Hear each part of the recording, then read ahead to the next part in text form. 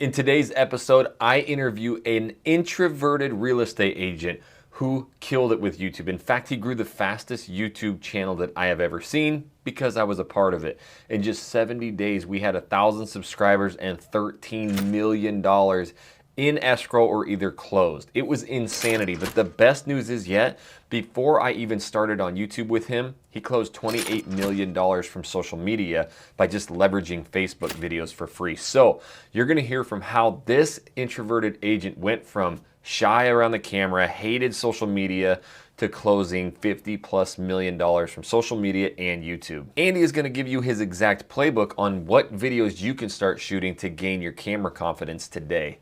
All right, homies, let's go check it out with Connor Hammonds.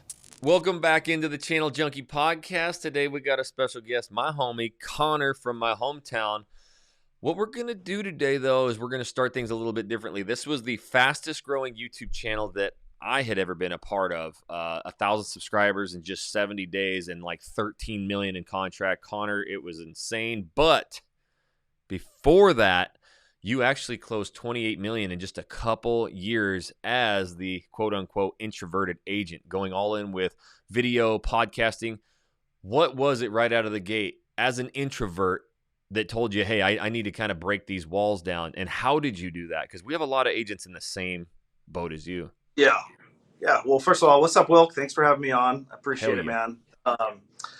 Yeah, I think just for me, getting into the real estate world, I would have never labeled myself as a salesperson coming out of college. I always figured, my path. Honestly, I got a degree in advertising and marketing, and my whole personality lent better to like being a creative behind the scenes. But once I got into the real estate world, I realized real quick there was a few things that was being taught that would help you succeed in getting clients and leads that I just was having a hard time getting over confidence wise, whether that's door knocking, cold calling, a lot of the traditional methods that really cater to kind of that extroverted, kind of loud real estate agent and growing their business. And so honestly, I got into the business in 2015 and I just tried to get creative and do everything I could to grow a personality that people would know, like, and trust online.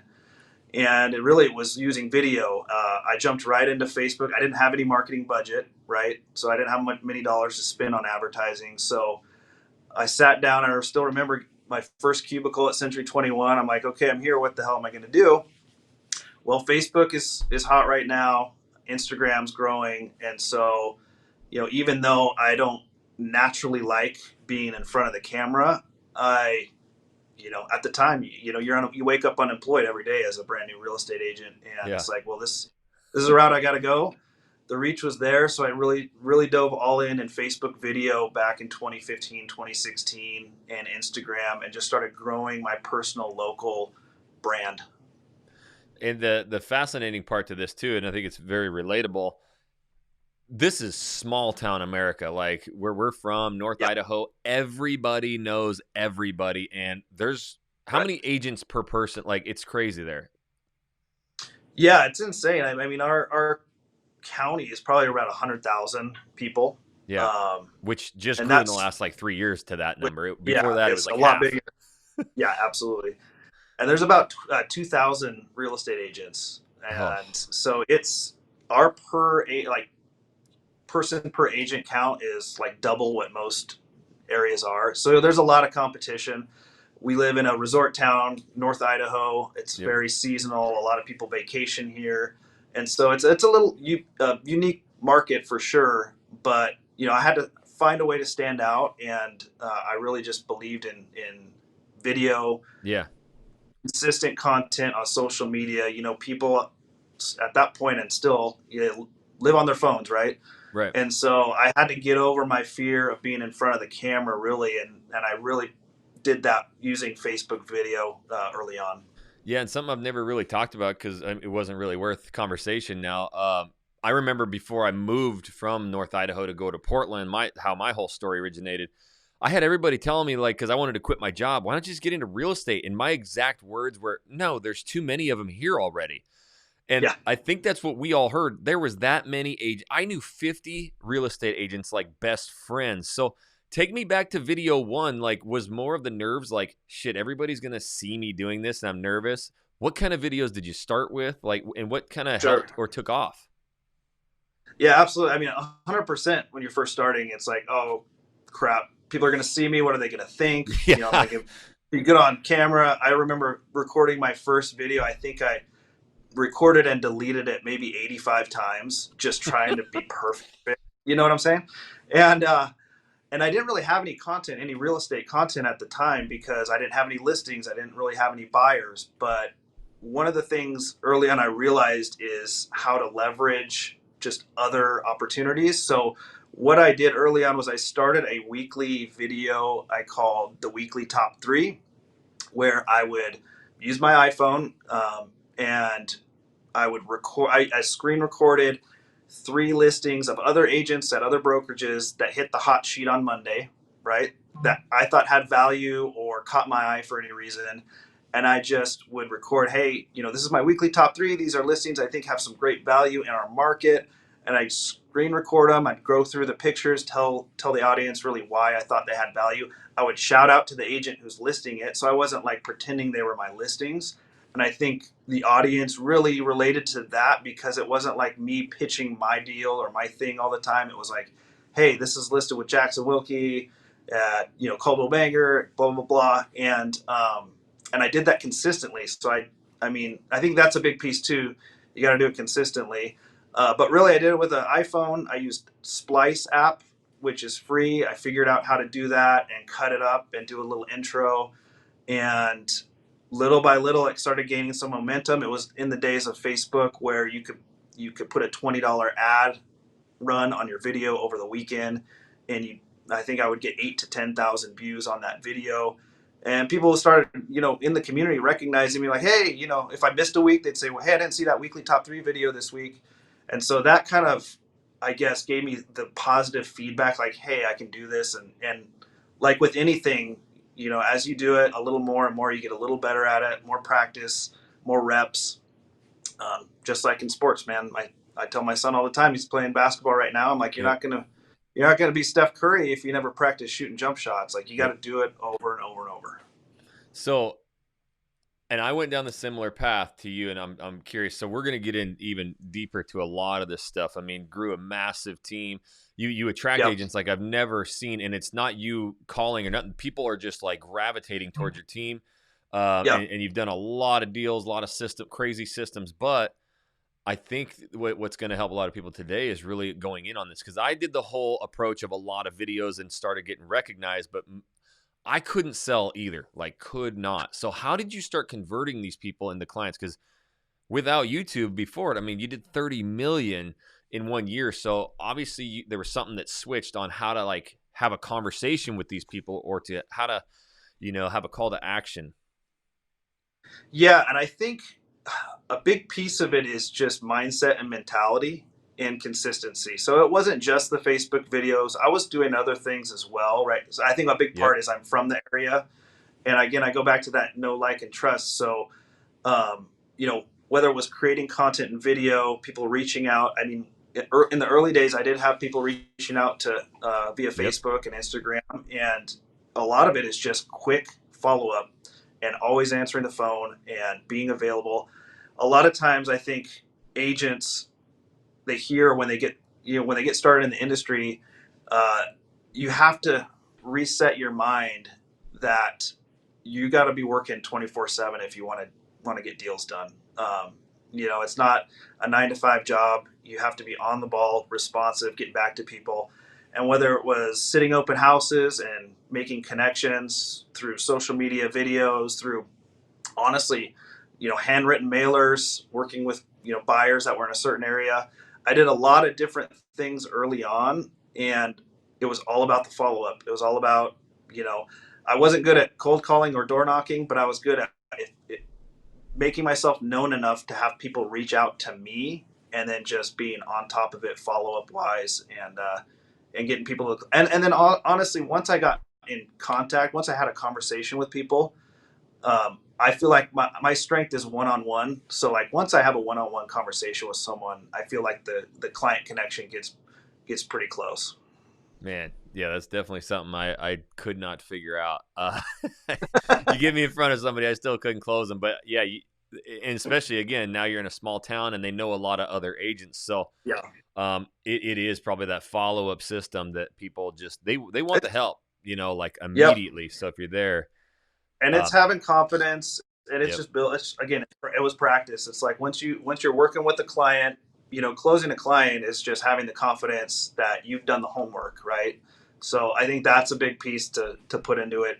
It's like if you are confident that you know your market, that you know what things are selling for, and you can communicate that to your clients.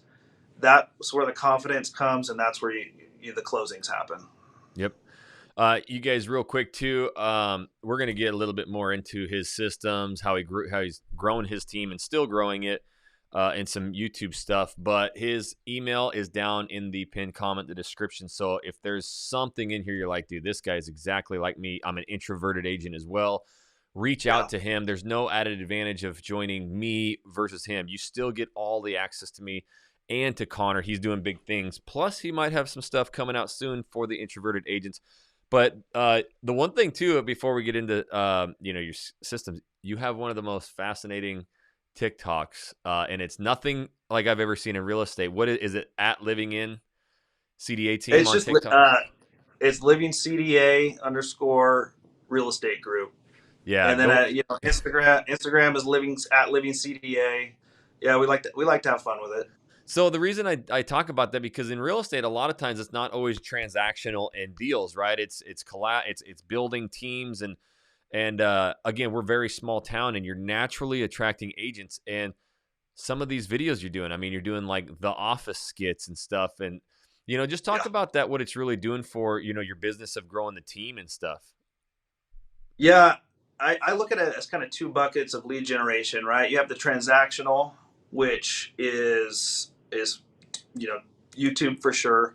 They're Mm-hmm. reaching out for a specific reason. They're hot leads right there.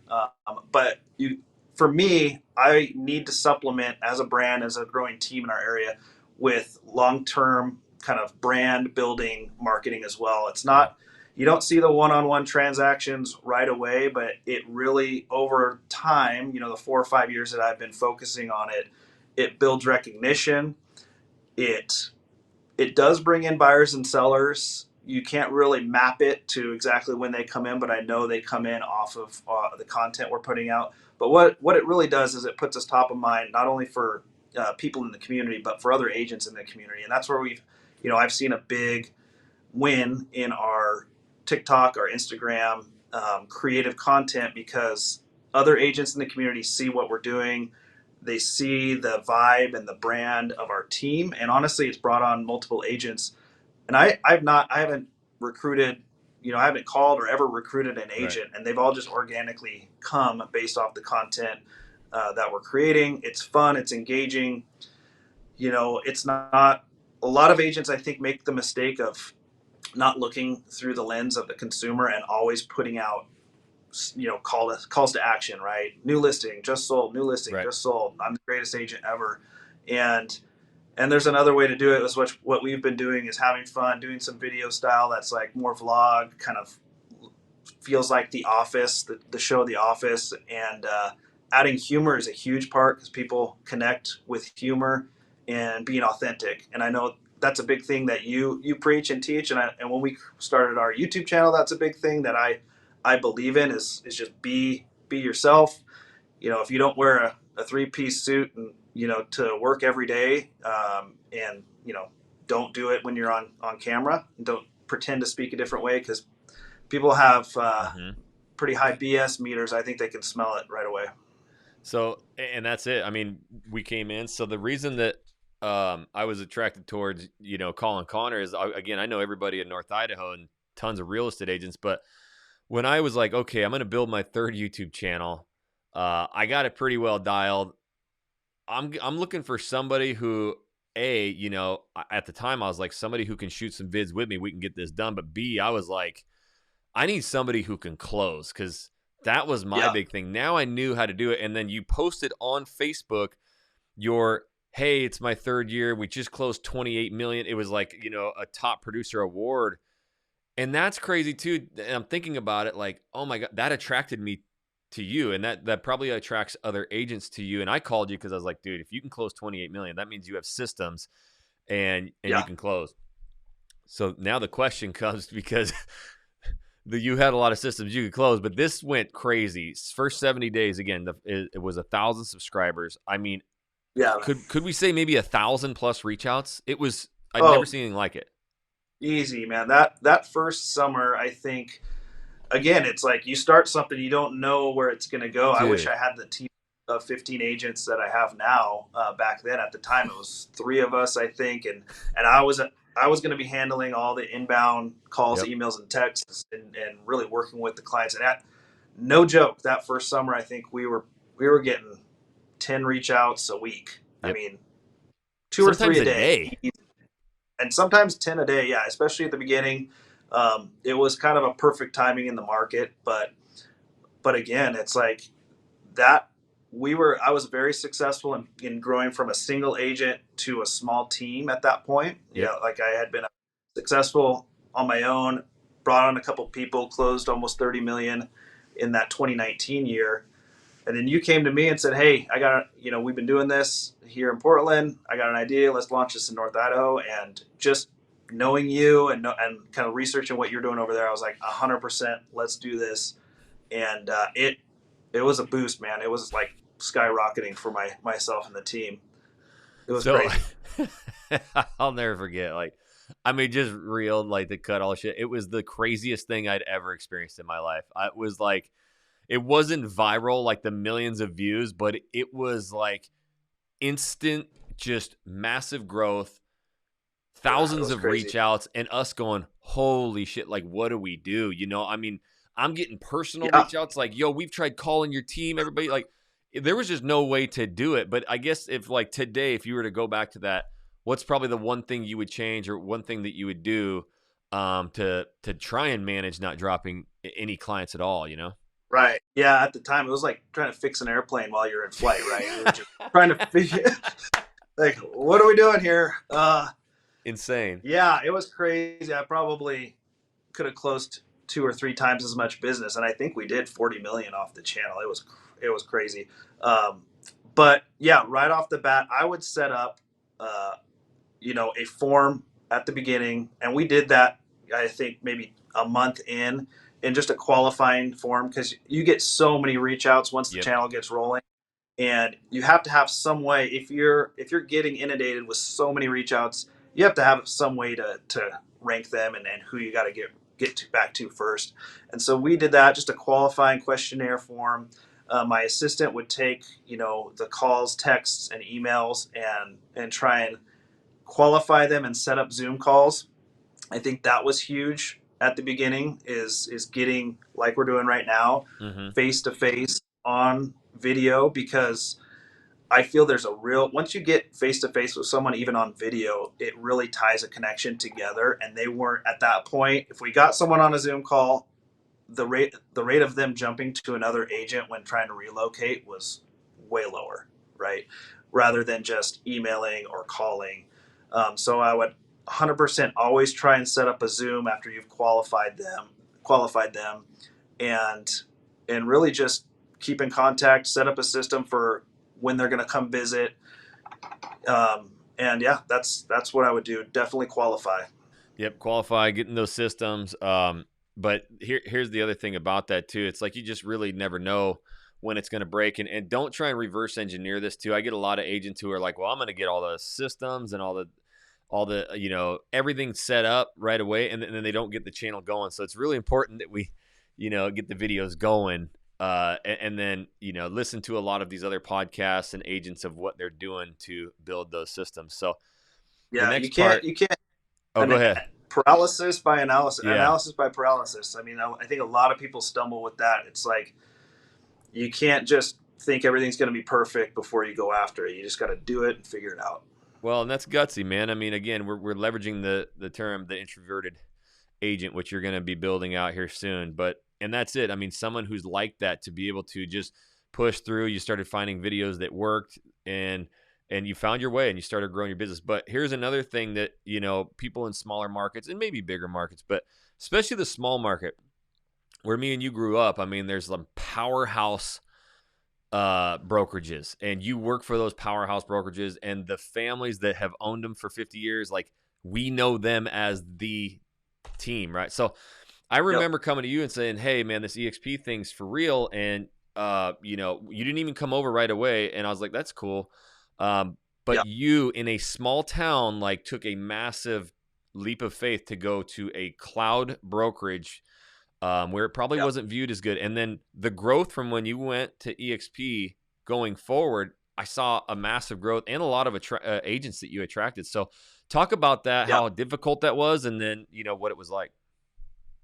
Yeah, I mean, coming from our town, Coeur d'Alene, North Idaho, it's very cliquey, right? Yep. And like you said, Super. it's old boys club. Families have been running the real estate world in our market for forever, and yeah, it was when you guys made that switch over, and we're doing the YouTube channel, and I jumped on board with you at that time. Yeah, I was still at a big box brokerage. I kind of wanted I'd been researching a little bit and other opportunities, and EXP, to be honest, at that point in our market, and I think this is a good point because a lot of it has to do with your current market, right? Mm-hmm. At that time, there was only a couple agents with EXP, and to be honest, they didn't have a very good reputation in our market, Yep. and so that carries a lot of weight in your market. So, like, if the first few are there and they're not really the best agents in your community, making a jump was a little bit scary for me. But just doing the research, the proof in the pudding with you and Jesse and what you created and helping me and us working together was like, okay, this is for real. And then honestly, I wish I would have done it earlier, but it Yeah. just took a little while to commit. And at the end of the day, look at myself and say, you know what? I've built such a solid, good reputation in my community. If I make the jump, people aren't going to be like, "Oh my God, he's working at that same brokerage as an ex agent who's not so good." They're going to say, "Whoa, what? I need to learn more about why he made that jump because he's we think he's a pretty smart dude and he's been pretty successful." So I just had to look at myself and be like, I don't really care, you know, all that self-conscious self-doubt talk, throw it away and say, let's just go for it. And I'm glad I did because it worked out amazing. Yeah, it's fascinating. So, I mean, the way that to view that is, and I've heard that so many times, like, oh, there's some EXP agents here, but they, you know, they have a bad rap. Well, you can be the one to go in there and change that, you know, just like Connor Yep. has. And I just got a call from one of our friends the other day who isn't going to be a licensed agent there, but she said, "Oh my gosh, I've been watching what you and Connor are doing at EXP, and I'm thinking about taking a corporate job there. The company seems amazing." And I'm like, dude, you know, you're gonna love it. So, Yeah. Yeah. you've really done a good thing of just like not. I mean, everybody in the community is looking at you at this brokerage, like, dang, you know, it's Connor first, right? Brokerage Right. second. And it's like you can either be worried about like, what people are going to think, or you can change that narrative and that mindset by how you present your brand under EXP. And so that's what we did. Once we made the switch, it was just full branding ahead, and it's turned out amazing. Like I said, people have been coming. They call, they ask, about EXP, about our team, Right. without me even doing it, reaching out. So Now here's the interesting part too, because it's cloud brokerage, you can really do it from anywhere. But you're team oriented, dude, and I mean you're always yep, team for like it's never Connor, dude. Every time I talk to you, it's team, team, team, team, and it's really cool. yep, Me and you are sports junkies, and it's just team camaraderie. You had to go out yeah, there and find a new space though. Now, what was that like? And then now that you have your own space that you can creatively do whatever you want, is that helping to attract agents too? yeah, absolutely. I think that's one of the big things I wanted to do is, at least in our market, there's a lot of teams and team processes and systems with other brokerages that I just think are broken. I think it's very top heavy. You got a rainmaker, you got everything funnels through them. And I don't think that's a good way to sustain a growing brand long term. I think it's good short term, maybe thinking, but I wanted to grow something in our community long term. That's why, it's not the Connor Hammonds group, and everything I do is to promote the agents and their Yep. growth. I don't, because I don't, at the end of the day, I don't really, I think that comes back to my introverted Yep. nature. I don't like to be out in front, but I'll take the at the end of the day, right? So everyone, someone else can have the glory if they're succeeding and actually, it's something that I enjoy more, seeing other people succeed. But in doing that, I felt like we needed to have a space, and so I not like an office, like a big box brand office where everyone has an office, but I wanted a co-working space in downtown of our community where people could come, still feel some camaraderie on a weekly basis, come Yeah. to a team meeting, have a really awesome conference room with this, you can put your computer up, search listings, come with a client, look at the map, show different areas of the community. It's right downtown. And so that was a huge get for me. And I think it's been a huge piece of when people reach out and they come tour the office with me. It's like, oh, sweet. They have it's a cloud-based brokerage. We have everything we need working from home. But if we want to come and hang out with some people, some other agents, we Yep. want to do some training or learning sessions, I still have that home base that I can go hang out at. And then you're going to get put in a funny skit video, so watch out. Yeah, exactly. And then our videographer is going to ask you to do a TikTok or a reel, so be careful. But it's grown fast. And Connor and I've been on multiple calls with him.